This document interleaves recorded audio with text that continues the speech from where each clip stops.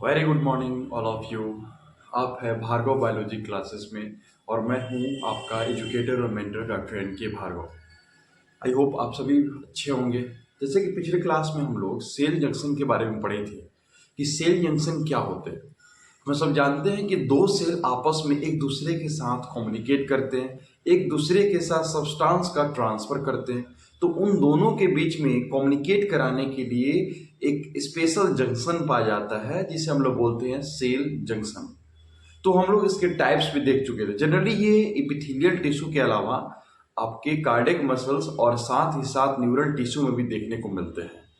पिछले क्लास में हम लोग इसके टाइप्स को देखे थे। जनरली इसके टाइप्स होते हैं, तीन चार टाइप्स के होते हैं। सबसे पहला जो टाइप्स पढ़े थे हम लोग टाइट जंक्शन, दूसरा पढ़े थे गैप जंक्शन, तीसरा पढ़े थे एडहेरिंग जंक्शन, उसके बाद पढ़े थे डेस्मोसोम और हेमिडेस्मोसोम। चलिए एक एक करके हम इनके क्लासिफिकेशन को समझ लेते हैं। तो सबसे पहले हम लोग देखते हैं, ये हेडिंग देंगे सेल जंक्शन। सेल जंक्शन, इसका काम क्या होता है? To communicate between two individual cells. दो इंडिविजुअल सेल्स के बीच में कम्युनिकेट करने के लिए जो जंक्शन पाए जाते हैं, जो अटैचमेंट्स पाए जाते हैं, उसे हम लोग बोलते हैं सेल जंक्शन। ठीक है, चलिए ये जनरली पाए जाते हैं आपके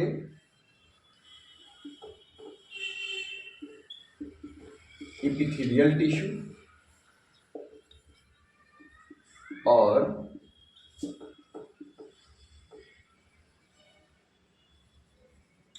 muscular tissue as well as nervous tissue.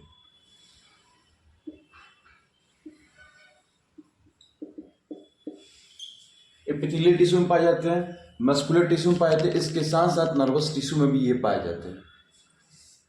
तो सबसे पहले हम इसके टाइप्स के बारे में देख लेते हैं।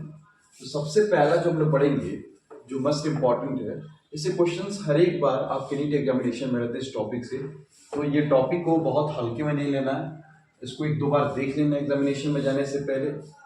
देखिए सबसे पहला जो है हम लोग का, इसे बोलते हैं हम लोग टाइट जंक्शन। जैसे नाम से क्लियर है, टाइट जंक्शन।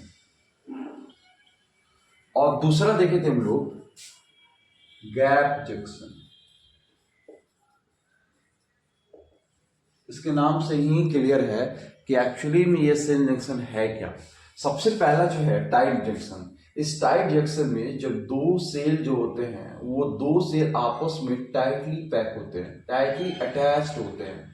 इसका फायदा क्या होगा? इसका फायदा ये है कि इस साइड के सब्सटेंस इस साइड नहीं हो पाएंगे।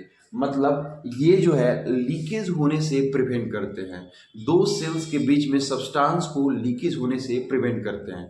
और ये जनरली जो है, ऐसे लिख सकते हैं, इट प्रिवेंट्स लीकेज।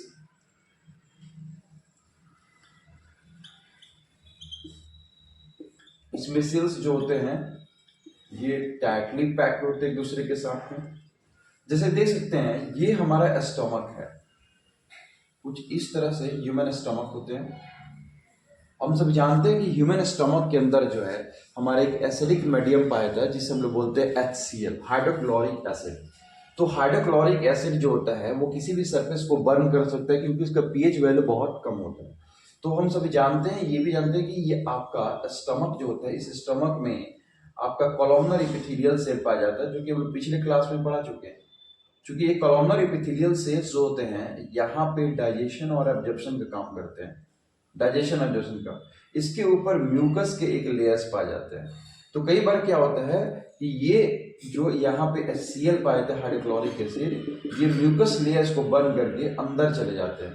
तो अगर ये टाइट जंक्शन यहाँ पे नहीं रहेगा तो ये लीकेज करके हो सकता है कि स्टमक के इनर वॉल को जो है ये कोरेजन कर दे, जिससे स्टमक अल्सर की समस्या देखने को मिलती है। तो यहाँ पे इसका इंपॉर्टेंट फंक्शन है टाइट जंक्शन। आई होप आप लोग समझ रहे हैं। दूसरा है गैप जंक्शन। भाई जब इसका नाम ही गैप जंक्शन, तो इसमें सेल जंक्शन कहाँ रहा? ऑफकोर्स इसके अंदर भी कुछ ऐसा ही स्ट्रक्चर पाया जाता है। देखिए ये एक पहला सेल है और ये एक दूसरा सेल है। इन दोनों के बीच में गैप देखने को मिलते हैं, इसलिए इसका नाम है गैप जंक्शन। फिर इससे सब्सटेंस कैसे अब ट्रांसफर होगा एक दूसरे से, कैसे कम्युनिकेट करेंगे दो सेल आपस में? अब इनके बीच में प्रोटीन के टनल्स पाए जाते हैं। इस तरह से प्रोटीन के कुछ टनल्स पाए जाते हैं जिससे कोई भी सब्सटेंस एक सेल से दूसरे सेल्स में आसानी से ट्रांसफर कर जाता है। इससे आयंस भी पास कर सकते हैं, इससे आयंस भी पास कर सकते हैं और कुछ स्मॉल मॉलिक्यूल्स भी पास कर सकते हैं। कभी बिग मॉलिक्यूल्स भी ट्रांसफर होते हैं। तो ये चीज याद रखना है कि टाइट जंक्शन का मेन काम होता है लीकेज को प्रिवेंट करना। ये टाइटली पैक होते हैं, ये हमारे स्टमक में पाए जाते हैं। दूसरा है बाबू गैप जंक्शन। गैप जंक्शन का काम होता है to transfer molecules ions from one cell to another, from one cell to another cell। Generally हमारे स्टमक में देखने सॉरी कार्डियक मसल्स में हमारे जनरली हमारे कार्डियक मसल्स में ये देखने को मिलता है। कार्डियक मसल्स में हमारा गैप जंक्शन देखने को मिलता है। आई होप ये दोनों आपको क्लियर हो गए। पहला टाइट जंक्शन, दूसरा gap junction. Tight junction is used to prevent leakage and gap junction is used to transfer molecules ions from one cell to another cell। चलिए मिलते हैं नेक्स्ट बार। इसके बाद हम लोग को पढ़ना है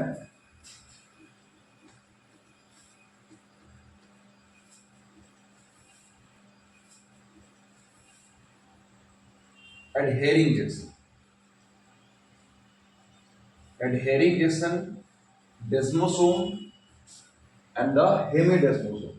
अगला जो हमारा जंक्शन है इसका नाम है एडहेरिंग जंक्शन। एडहेरिंग जंक्शन और डेस्मोसोम। ये कुछ ऐसा ना लगे जस्ट लाइक अ डेमन, हम तो ऐसे याद किए डेस्मोसोम जस्ट लाइक अ डेमन। चलिए एडहेरिंग जंक्शन देख लेते हैं। जैसे नाम से क्लियर, एडहेयर मतलब होता है किसी के ऊपर लिपट जाना, किसी के ऊपर ऐसे ढल जाना, उसे बोलते हैं एडहेयर हो जाना। जैसे मैं इस बोर्ड के ऊपर ऐसे लिपट गया हूं, मतलब मैं इस बोर्ड के ऊपर एडहेयर हो गया, है ना। तो इसमें भी कुछ ऐसा होता है एडहेरिंग जंक्शन में। जैसे मान लीजिए ये एक सेल है और इसके आस पड़ोस में बहुत सारे सेल होंगे। ऑफकोर्स ये भी सेल है, इसके ऊपर भी सेल होंगे, इसके कॉर्नर में भी सेल होंगे और ये भी सेल हो गए। ये सब इस सेल के, ये अगल बगल जितने भी सेल है ये इसके पड़ोसी सेल है, नेबरिंग सेल है। तो एडहेरिंग जंक्शन का मेन काम होता है कि अपने अगल बगल के जितने भी सेल है, जितने भी नेबरिंग सेल है, उनको एक साथ होल्ड करके रखना, इसलिए इसका नाम है एडहेरिंग जंक्शन। हम सब देख सकते हैं यहां से ऐसे कुछ प्रोटीन के बेल्ट निकलते हैं और इनको टाइटली ऐसे पैक करके होल्ड करके रखते हैं, इसलिए इसका नाम है एडहेरिंग जंक्शन। कुछ इस तरह से, और इनके साइड में भी कुछ ऐसे, इनके बगल में कुछ ऐसे ही अरेंजमेंट होगा। तो इसका मेन काम है to hold the neighbouring cell,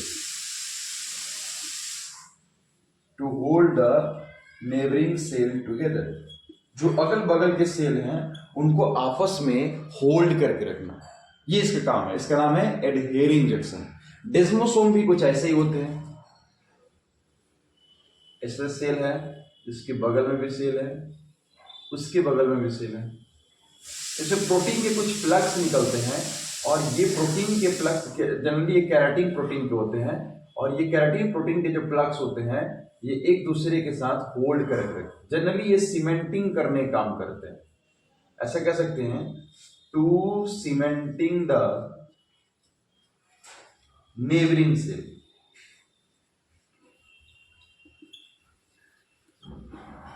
neighbouring cell together, neighbouring cell को आपस में सीमेंट मतलब चिपका कर रखना, है ना। और ये जो करता है ये केराटिन प्रोटीन को जैसे करता है, ठीक है। इसमें प्लग्स पाए जाते हैं, कुछ इस तरह से प्लग्स होते हैं। ये प्लग्स जो होते हैं इस प्लग से आपका केराटिन प्रोटीन निकलता है और आसानी से बगल वाले सेल या नेबरिंग सेल्स को होल्ड कर लेते हैं,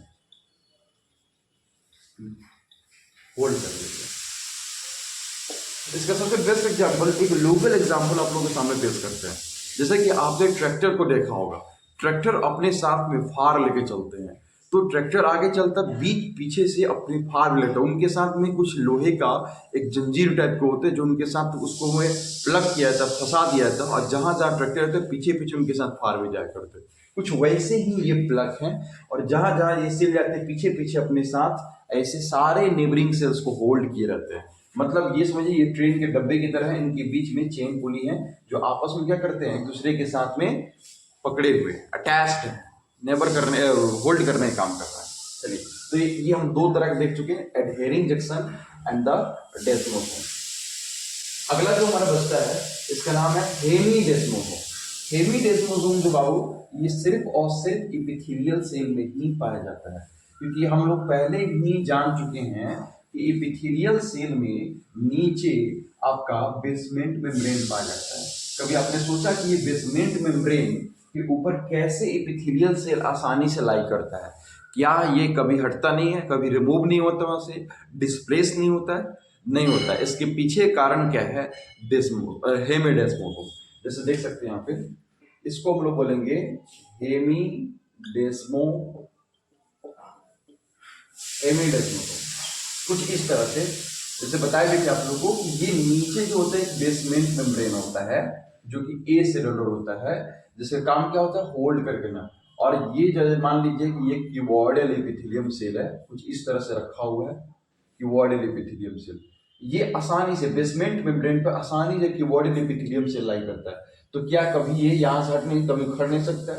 नहीं, क्योंकि इसके पीछे जो है, यहाँ पे जो है कुछ इस तरह से प्लग्स पाए जाते हैं, कुछ इस तरह से प्लग्स पाए जाते हैं जो इसको आसानी से होल्ड करके रखते हैं। इस एपिथेलियल सेल को बेसमेंट मेम्ब्रेन के साथ आसानी से होल्ड करके रखते रहते हैं, आसानी से होल्ड करके रखते हैं। यही इसका इंपॉर्टेंट फंक्शन है। इसे हम लोग बोलते हैं हेमीडेस्मोसोम, और ये सिर्फ और सिर्फ पाए जाते हैं आपके एपिथेलियल टिश्यू में। तो इसका मेन फंक्शन क्या लिखेंगे आप लोगों को? to hold the epithelial cell with basement membrane, basement membrane के साथ एपिथेलियल से जब होल्ड करता है तो उसे हम लोग बोलते हैं हेमीडेस्मोसोम। और ये सिर्फ और सिर्फ only found in epithelial cell, या सिर्फ और सिर्फ एपिथेलियल टिश्यू में ही पाया जाता है। और यहाँ पे टिश्यू लिख लीजिएगा, ये सिर्फ और सिर्फ एपिथेलियल टिश्यू, क्योंकि ये बेसमेंट मेम्ब्रेन जो है ये सिर्फ और सिर्फ एपिथेलियल टिश्यू का ही फीचर्स है, सिर्फ और सिर्फ एपिथेलियल टिश्यू का फीचर्स, इसलिए सिर्फ एपिथेलियल टिश्यू पाया जाता है। इसे हम लोग बोलते हैं हेमीडेस्मोसोम। ठीक है, तो अभी तक हम लोग कंप्लीट कर चुके हैं। हम लोग टिश्यू का डेफिनेशन देखे, how many types of tissue होता है वो भी देख चुके।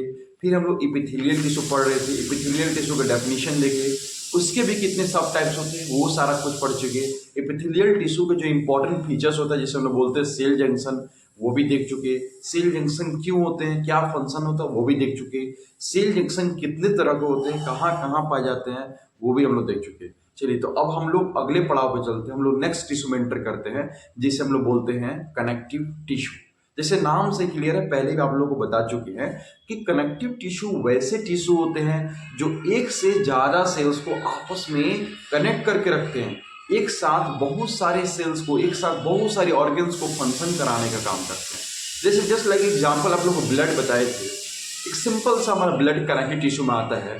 जैसे ये ब्लड जो होता है हमारे हार्ट में भी जाता है, हमारे लंग्स में भी जाता है, हमारे बहुत सारे ऑर्गन्स में भी जाता है, और सारे ऑर्गन्स एक साथ फंक्शन कर पाते हैं सिर्फ और सिर्फ कनेक्टिव टिश्यू ब्लड की वजह से। क्यों? क्योंकि इस ब्लड के पास में आपका ऑक्सीजन होता है जो प्रॉपर सारे ऑर्गन्स को एक साथ सप्लाई करते हैं। एक बार हार्ट से पंप किया जाता है और सारे ऑर्गन्स में ऑक्सीजन सप्लाई कर देता है, और सारे ऑर्गन्स को ऑक्सीजन मिलता है, सारे ऑर्गन्स सही से फंक्शन कर पाते हैं, सारे ऑर्गन्स को न्यूट्रिशन देता है।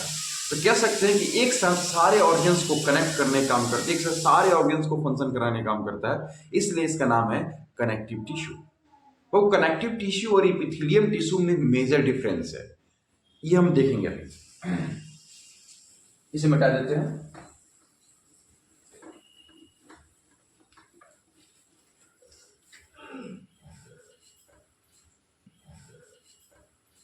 नेक्स्ट हेडिंग हम लोग का कनेक्टिव टिश्यू।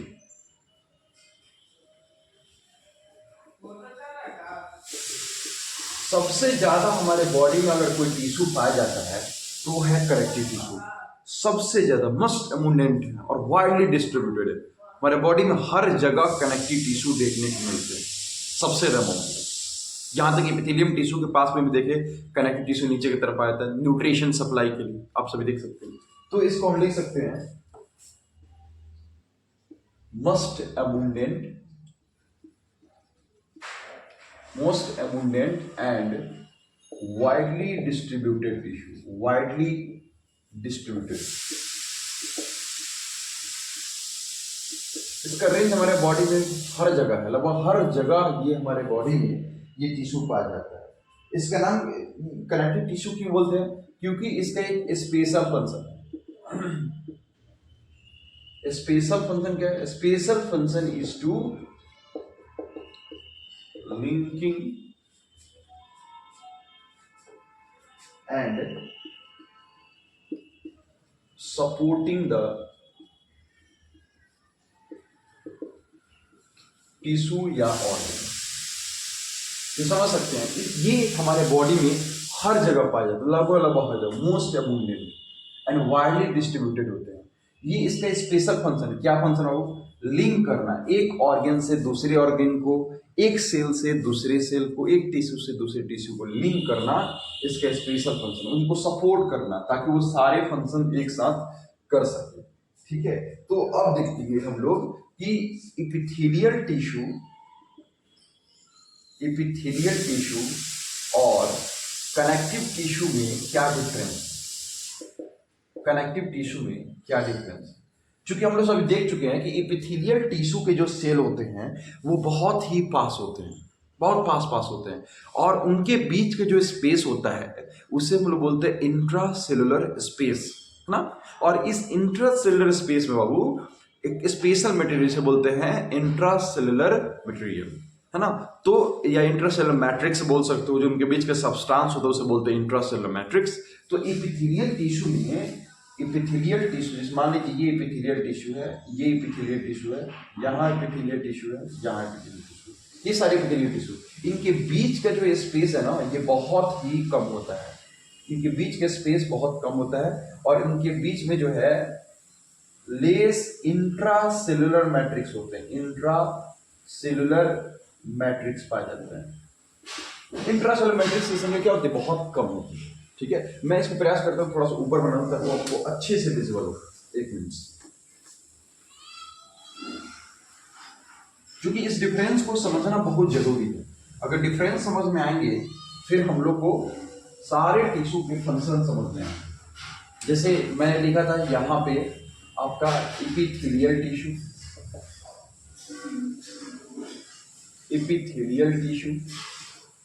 और दूसरा लिखा मैंने कनेक्टिव टिश्यू। दोनों का फंक्शन हम लोग समझ चुके हैं। एपिथेलियल टिश्यू के जो सेल है बाबू वो बहुत ही पास होते हैं, कुछ इस तरह से समझ सकते हैं, जबकि कनेक्टिव टिश्यू के जो सेल होते हैं ये थोड़ा दूर पाए जाते हैं, बहुत दूर पाए जाते हैं। पहला मेजर डिफरेंस, एपिथेलियल टिश्यू के सेल्स बहुत करीब होते हैं, कनेक्टिव टिश्यू के सेल्स बहुत दूर पाए जाते हैं। एपिथेलियल टिश्यू के बीच में लेस इंट्रासेलुलर मैट्रिक्स पाए जाते हैं। ये जो इनके बीच का मटेरियल है ये इसे इंट्रासेलुलर मैट्रिक्स बोलते हैं। जबकि कनेक्टिव टिश्यू में जो है बहुत ज्यादा अमाउंट में इंट्रासेलुलर सेल्स के द्वारा रिलीज किया जाता है इंट्रासेलुलर मैट्रिक्स। इन सेल्स के बीच के जो मटेरियल है उसे इंट्रासेलुलर मैट्रिक्स कह सकते हैं और इनकी संख्या ज्यादा होती है। पहला डिफरेंस कि सेल जो है इनके बीच में स्पेस कम होता है, इनके बीच में स्पेस ज्यादा होता है। दूसरा डिफरेंस देखिए कि इनके बीच में इंट्रासेलुलर मैट्रिक्स कम होता है और इनके बीच में इंट्रासेलुलर मैट्रिक्स की संख्या ज्यादा होता है। क्लियर है? चलिए नेक्स्ट जो हम लोग को चीज देखना है कि कनेक्टिव टिश्यू में और भी बहुत सारी चीज पाए जाते हैं। कुछ सेल्स पाए जाते हैं, कुछ फाइबर्स पाए जाते हैं। तो इसमें सेल्स क्या पाए जाते हैं, फाइबर्स क्या पाए जाते हैं, उन सबको हम लोग देखने वाले हैं। और इससे एक क्वेश्चन फिक्स रहता है हर बार नीट एग्जामिनेशन में। एक फिगर आपके एनसीईआरटी में दिया हुआ है, मैं प्रयास करूंगा आप लोगों को दिखा देने के लिए। इस एनसीईआरटी के फिगर का क्वेश्चन यहाँ पे, ये क्वेश्चन आपके हर बार एग्जामिनेशन में रहते हैं। ये फिगर दे देगा और पूछेगा इसका नेमिंग कीजिए कि कौन सा टिश्यू, आपको पहचानने आना चाहिए। पहली चीज आपको पहचानने आना चाहिए। तो ये चीज आपको अभी बता देते हैं, इसको आप एक बार एनसीईआरटी में जरूर देख लेंगे, इससे क्वेश्चंस एक फिक्स रहते हैं। चलिए तो अब कनेक्टिव टिश्यू के अंदर क्या क्या पाए जाते हैं जरा सा हम लोग देख लेते हैं। कनेक्टिव टिश्यू के अंदर में एक स्पेशल सेल पाया जाता है, एक स्पेशल सेल होता है जिसको हम लोग बोलते हैं बाबू फाइब्रोब्लास्ट। क्या बोलते हैं? फाइब्रोब्लास्ट। और ये फाइब्रोब्लास्ट जो होते हैं, ये कनेक्टिव टिश्यू, ये जो स्ट्रक्चर देख रहे हैं इसे हम लोग बोलते हैं फाइब्रोब्लास्ट। ऐसा मत समझिए कि इसके नाम में ब्लास्ट जुड़ा मतलब ये बम ब्लास्ट होने वाला है। नो नो नो नो, ऐसा कुछ नहीं होने वाला है। ब्लास्ट का मतलब होता है जब भी कोई सेल किसी न्यू सेल्स का फॉर्मेशन करता है तो उसे बोलते हैं ब्लास्ट।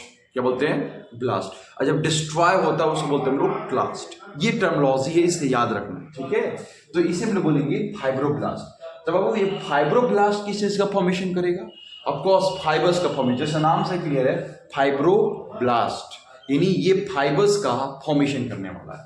तो इसके ये जो है, ये बहुत सारे इसके अंदर फाइबर्स पाए जाते हैं, बहुत सारे ऐसे फाइबर्स पाए जाते हैं। और ये फाइबर्स का फॉर्मेशन कुछ इस तरह से ये फाइबर्स रिलीज करता है कनेक्टिव टिश्यू के अंदर, आप सभी देख सकते हैं। लेकिन ये फाइबर्स जो होते हैं ये हमारे ब्लड में नहीं पाए जाते। कनेक्टिव टिश्यू में आपका ब्लड जो है इसके पास फाइबर्स नहीं होते हैं, ये एक्सेप्शन है। बाकी सबके पास फाइबर्स पाए जाते एक्सेप्ट ब्लड, याद रखिएगा। अच्छा बाबू, ये सेल्स का नाम जो है ना हर एक कनेक्टिव टिश्यू में अलग अलग होता है। जैसे मान लीजिए आपका बोन भी एक तरह का कनेक्टिव टिश्यू है, तो बोन में भी सेल होंगे, ऑफकोर्स फाइबर्स भी होंगे। तो बोन में ये सेल का नाम अलग होगा, इसका टेक्सचर अलग होगा, इसका फंक्शन अलग होगा। कार्टिलेज भी एक तरह का आपका कनेक्टिव टिश्यू है, उसमें आपका सेल्स का नाम अलग होगा, उसका टेक्सचर अलग होगा, उसका फंक्शन अलग होगा। जैसे मान लीजिए कि ये मान लीजिए बोन का सेल है, इसे क्या बोलेंगे हम लोग? ऑस्टियोसाइट। क्या बोलेंगे हम लोग? ऑस्टियोसाइट्स। ऑस्टियो में होता है बोन, साइट्स में होता है सेल। अगर मान लीजिए ये कार्टिलेज का सेल है, जैसे क्या बोलेंगे हम लोग? कॉन्ड्रोसाइट्स। कॉन्ड्रोसाइट्स बोलेंगे, याद रखिए। चलिए ये तो बात हो गया, हम लोग फाइबर्स पढ़ लिए, सेल्स पढ़ लिए। अब इसके अंदर में एक स्पेशल सेल पाया जाता है जो कि जनरली डब्ल्यूबीसी का पार्ट है। डब्ल्यूबीसी बोले तो व्हाइट ब्लड सेल्स, जो कि हमारे बॉडी में किसी भी पैथोजेंस को किल करने काम करता है। किसी भी पैथोजन जो हमारे बॉडी को इन्फेक्शन पहुंचाता है उसको किल करने काम करता है। और उसका स्पेशल नाम है, उसको बोलते हैं हम लोग मैक्रोफेज। कुछ इस तरह से स्ट्रक्चर पाया जाता है मैक्रोफेज का, देख सकते हैं। इसे हम लोग बोलते हैं मैक्रोफेज। मैक्रोफेजेस जो है ये डब्ल्यूबीसी का पार्ट है और इसका इंपॉर्टेंट काम है कि सेल के अंदर पाए जाने वाले किसी भी फॉरेन पार्टिकल्स को जो है ना इंगल्फ कर जाना, ये चीज याद रखिए। चलिए एक और स्पेशल सेल पाया था जो कि डब्ल्यूबीसी का पार्ट है, इसको हम लोग बोलते हैं इओसिनोफिल्स। क्या बोलते हैं वो? इओसिनोफिल्स। कुछ इस तरह से स्ट्रक्चर पाया जाता है, डबल हेडफोन के स्ट्रक्चर, बाइलोब्ड स्ट्रक्चर पाया जाता है, इसे बोलते हैं हम लोग इओसिनोफिल्स। इओसिनोफिल्स आगे हम लोग पढ़ेंगे, ये डब्ल्यूबीसी का पार्ट है। तो एक कनेक्टिव टिश्यू में क्या क्या पाए जाते हैं, कौन कौन से फाइबर्स पाए जाते हैं, कौन कौन से सेल पाए जाते हैं, ये याद रखना बहुत जरूरी है। और ये क्वेश्चन अभी जस्ट आपको सामने दिखाएं कि ये किताब में भी दिया हुआ है, तो इससे क्वेश्चंस एक फिक्स रहता है। अभी क्या बताएं, कनेक्टिव टिश्यू में सेल्स होते हैं वो बहुत दूर दूर होते हैं, पास पास नहीं होते हैं। इनके बीच में इंट्रासेलुलर मैट्रिक्स की संख्या क्या होती है? ज्यादा होती है। और इनके पास में एक स्पेशल सेल होता है जिसका नाम है फाइब्रोब्लास्ट। ये फाइब्रोब्लास्ट होते हैं फाइबर्स का फॉर्मेशन करते हैं, ठीक है। ये फाइबर्स होते हैं सॉरी, ये फाइबर्स होते हैं, ये इलास्टिन फाइबर्स होते हैं जो सेल्स को इलास्टिसिटी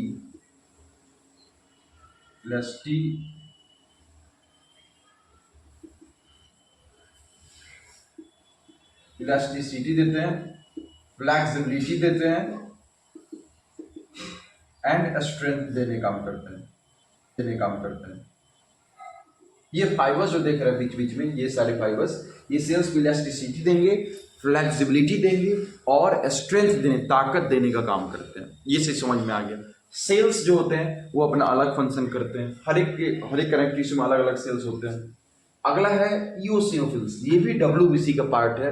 अगर सेल्स में किसी भी तरह के इन्फेक्शन होते हैं तो ये इंडिकेट करने काम करेंगे, ठीक है, ओके। अगला है जो हम लोग को पढ़ना है, वो पढ़ना मास्ट सेल। मास्ट सेल कुछ ऐसा दिखाई पड़ेगा, मास्ट सेल, जिसे हम लोग बेजोफिल्स, कुछ इस तरह से जो स्ट्रक्चर देख रहे हैं, इसे हम लोग बोलते हैं बेजोफिल्स। इसे बोलते हैं हम लोग मास्ट सेल्स, शॉर्ट फॉर्म बोले तो बेजोफिल्स। बेजोफिल्स बोलते हैं, मास्ट सेल यानी बेजोफिल्स। इसका काम होता है, ये 3 चीज रिलीज करता है। पहला होता है हिस्टामाइन, दूसरा है सेरोटोनिन,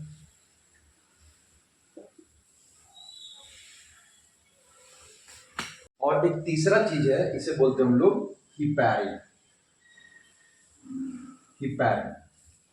क्लियर है? अभी तो हम क्या कनेक्टिव टिश्यू में कौन कौन से, पहला है fibroblast, macrophage, basophils, eosinophils. Basophils को हम लोग मास्ट सेल बोलते हैं, है ना, जो कि किसी भी तरह के इन्फ्लामेशन में, सूजन में इंडिकेट करने में मदद करता है मास्ट सेल। ये 3 चीजें रिलीज करता है। पहला बोलते हैं हिस्टामाइन, दूसरा है सेरोटोनिन और तीसरा है हिपैरिन। ये 3 चीज याद रखिएगा, इंपॉर्टेंट है, ठीक है। चलिए अब एक एक करके हम लोग कनेक्टिव टिश्यू के टाइप्स देख लेते हैं, ठीक है। एक एक करके कनेक्टिव टिश्यू के टाइप्स देख लेते हैं। आप चाहे तो इसका फोटो ले सकते हैं, इंपॉर्टेंट है। और दो, आई थिंक आप लोगों को दोनों में डिफरेंस समझ में आ गया होगा, एपिथेलियल टिश्यू और कनेक्टिव टिश्यू में। तो अब कनेक्टिव टिश्यू के हम लोग टाइप्स देखने वाले हैं।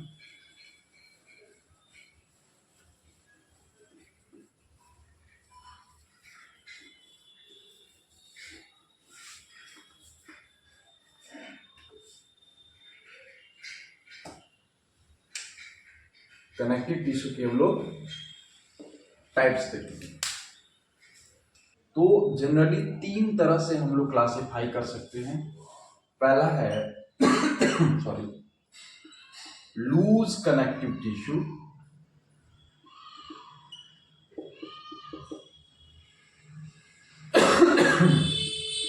Loose connective tissue. दूसरा है डेंस कनेक्टिव टिश्यू, क्लासिफिकेशन याद रहना चाहिए। और तीसरा है बाबू specialised connective tissue, specialised connective tissue. ये 3 तरह के कनेक्टिव टिश्यू होते हैं, जैसे नाम से क्लियर है, लूज कनेक्टिव टिश्यू। ये इसमें कनेक्टिव टिश्यू जो होते हैं बहुत दूर दूर होते हैं और लूजली अरेंज्ड होते हैं, ठीक है। दूसरा है dense connective tissue. Dense connective tissue में आपके जो टिश्यू के सेल्स होते हैं बहुत करीब करीब होते हैं, क्लोजली पैक होते हैं, इसे बोलते हैं डेंस कनेक्टिव टिश्यू। और स्पेशलाइज्ड कनेक्टिव टिश्यू क्या होते हैं, वैसे टिश्यू जिसका कुछ स्पेशल फंक्शन हो, उसे specialised connective tissue, special location पा जाते हैं, उसे हम लोग बोलते हैं स्पेशलाइज्ड कनेक्टिव टिश्यू। अब देखिए लूज कनेक्टिव टिश्यू भी 2 टाइप्स के हैं। इसे हम लोग बोलते हैं एरियोलर कनेक्टिव टिश्यू, सीटी लिख दे रहे हैं फुल शॉर्ट फॉर्म में, और दूसरा है adipose connective tissue. Areolar connective tissue, adipose connective tissue. Loose connective tissue कुछ ऐसा समझ सकते हैं कि इसमें जो होते हैं टिश्यू बहुत दूर दूर होते हैं, लूजली अरेंज होते हैं, इसलिए इसे हम लोग बोलते हैं loose connective tissue. Dense connective tissue में जो आपके टिश्यू होते हैं बहुत ही क्लोजली पैक होते हैं, इसे लोग बोलते हैं डेंस कनेक्टिव टिश्यू। इसमें भी 2 तरह के हम लोग देख सकते हैं, डेंस रेगुलर कनेक्टिव टिश्यू और डेंस इरेगुलर कनेक्टिव टिश्यू। पहला है डेंस रेगुलर कनेक्टिव टिश्यू और दूसरा है dense irregular connective tissue, irregular connective tissue. चलिए अब स्पेशलाइज्ड कनेक्टिव टिश्यू में हम लोग 3 चीज देखेंगे। इसमें 3 क्लासिफिकेशन दे सकते हैं। पहला आता है आपको बोन, दूसरा आता है कार्टिलेज और तीसरा आता है ब्लड।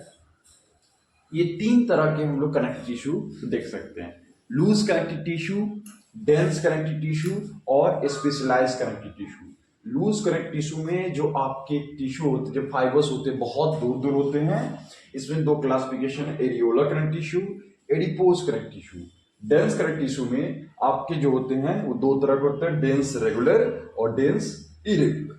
तीसरा है स्पेशलाइज्ड कनेक्टिव टिश्यू, इसमें bones, cartilage and the blood. अब देखिए इसमें भी 2 क्लासिफिकेशन जो है, डेंस रेगुलर और डेंस इरेगुलर। इन दोनों में क्या डिफरेंस है? जैसे नाम से क्लियर है, एक रेगुलर है मतलब इसमें जो है अरेंजमेंट जो है वो रेगुलर है, किसी एक साइड पर अरेंजमेंट है, किसी एक साइड पर पैकेजिंग है। जबकि डेंस इरेगुलर में उसका अरेंजमेंट जो होता है इरेगुलरली है। जैसे देख सकते हैं ये जो है, इसमें अगर फाइबर्स कुछ इस तरह से अरेंज है, इसे हम बोलेंगे डेंस रेगुलर। अगर इरेगुलर में अगर टिश्यू जो कुछ इस तरह से अरेंज है, कुछ इस तरह से अरेंज है, तो उसे हम लोग बोलेंगे डेंस इरेगुलर। तो दोनों मजबूत क्या होता है? दोनों में सबसे ज्यादा स्ट्रॉन्ग होगा डेंस इरेगुलर, क्योंकि इनका अरेंजमेंट हर तरह से देखने में मिलता है, इरेगुलरली है। अगर हम किसी भी तरह से इसे हम खींचे तो इसमें टीयर होने के चांस कम रहते हैं। लेकिन इसको अगर हम लोग हॉरिजॉन्टली खींचे, ऐसे हॉरिजॉन्टली खींचे तो ये मजबूती के साथ, लेकिन वर्टिकली अगर ऐसे खींचते हैं तो ये हो सकता है टीयर हो जाए। तो उस हिसाब से देखा जाए तो डेंस इरेगुलर ज्यादा मजबूत होते हैं। ठीक है, ये चीज देख सके हम लोग। इसमें भी डेंस रेगुलर और डेंस इरेगुलर में भी अलग अलग क्लासिफिकेशन है। डेंस रेगुलर में आते हैं टेंडन एंड लिगामेंट, देखेंगे हम क्लासिफिकेशन। तो इसमें डेंस रेगुलर में 2 चीज, डेंस और रेगुलर में क्लासिफिकेशन में 2 आते हैं। पहला जो आता है, इसके एग्जांपल है टेंडन, और दूसरा है उसे बोलते हैं हम लोग लिगामेंट। इसमें है मसल्स टू बोन, MTB। में जो मसल से बोन को जोड़ता है उसे हम लोग बोलते हैं टेंडन। जो बोन से बोन को जोड़ता है, B2B, जो बोन से बोन को जोड़ता है उसे हम लोग बोलते हैं लिगामेंट। आई थिंक आप लोग को ये क्लासिफिकेशन क्लियर हो गया कनेक्टिव टिश्यू का। Loose connective tissue, dense connective tissue और specialise connective tissue. Loose connective tissue में areolar, adipose. Dense connective tissue में 2, डेंस रेगुलर, डेंस इरेगुलर। तीसरा स्पेशलाइज कनेक्टिव टिश्यू में बोन्स, कार्टिलेज एंड ब्लड। चलिए अब मिलते हैं हम लोग नेक्स्ट क्लास में एक नए टॉपिक के साथ में। इसके क्लासिफिकेशन हम प्रयास करेंगे आप लोगों के सामने ज़्यादा एलिब्रेट करें, इनके डेफिनेशन भी क्लियर करें और साथ साथ में कुछ एग्जाम्पल्स भी दिखाएं। ठीक है, चलिए धन्यवाद बहुत सारा, मिलते हैं नेक्स्ट क्लास में। और वीडियो को लाइक, शेयर एंड सब्सक्राइब जरूर करें। इससे हो सकता है आपके साथ साथ और भी आपके फ्रेंड हो, मित्र हो, जो भी नीट के एस्पिरेंट है, जो तैयारी कर रहे हैं इस चीज़ के लिए, उनको बेनिफिट हो। तो please like, share and subscribe my YouTube channel. Thank you so much.